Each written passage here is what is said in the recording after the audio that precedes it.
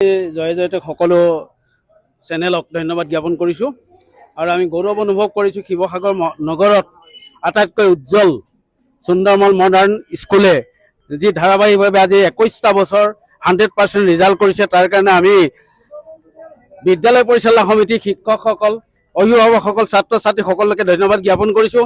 সাধাৰণতে private school বুলি ক'লে আমি অকল টেক্সট বুকত ভিতৰত আমাৰ জড়িত হৈ থাকে, কিন্তু আমাৰ বিদ্যালয়খন তেনেকুৱা নহয়। আমি ছাত্ৰ ছাত্ৰীসকলক সপোন দেখুৱাবৰ কাৰণে টেক্সট বুকৰ বাহিৰতো গৈ আমাক শিক্ষকসকলে যথেষ্ট কষ্ট কৰে, যিটো কাৰণে আমি দেখিছোঁ আগৰ ছাত্ৰ ছাত্ৰীসকলেও আমাৰ সুনাম অৰ্জন কৰি বিভিন্ন মাধ্যমত সেৱা আগবঢ়াবৰ কাৰণে তেওঁলোক সক্ষম হৈছে। গতিকে আমি আশা কৰিম এই ধাৰাবাহিকতা আমাৰ অক্ষুণ্ণ থাকক আৰু শিক্ষকসকলে যথেষ্ট কষ্ট কৰিছে। বিদ্যালয় পৰিচালনা সমিতিয়ে সেইসকলৰ ক্ষেত্ৰত আমাক যথেষ্ট ছাপৰ্ট দিয়ে। গতিকে তেখেতসকলক আজি শুভ মুহূৰ্তত আমি ধন্যবাদ জ্ঞাপন কৰিছোঁ আৰু আমাৰ সুন্দৰমল স্কুলৰ সৰ্বাংগ সুন্দৰ উন্নতি কামনা কৰি মোৰ বক্তব্য সামৰণি মাৰিছোঁ। ধন্যবাদ। আজি ৰিজাল্ট দিলে বহুত ভাল হ'ল, ৰিজাল্ট চবৰে ভাল হৈছে আৰু আমাৰ শিক্ষকে বহুত আমাক ভালকৈ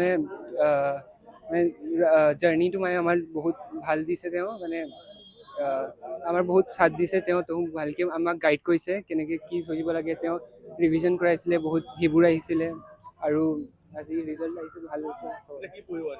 এতিয়া আৰ্টছ ভাবিছোঁ। দিনত 11টাৰ পৰা বহোঁ, ষ্টাৰ্ট কৰোঁ। 11টা বা 12টা 1টালৈকে ষ্টাৰ্ট কৰোঁ।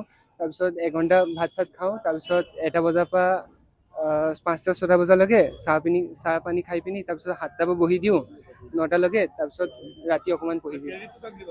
ক্ৰেডিটটো মা বাপেকক দিম, টিচাৰ মেইনলিটো স্কুলক দিম। মই ইমান ভাল টিচাৰ্ছ আছে আমাৰ ইয়াত, চবে ভালকৈ গাইড কৰিছে আমাক। পাৰ্চেণ্টেজ মই 80.16% পাইছোঁ। ভাবিছিলোঁ সেইটো তেনেকৈ ভালেই পাইছোঁ, যিমান পাইছোঁ ভালেই পাইছোঁ।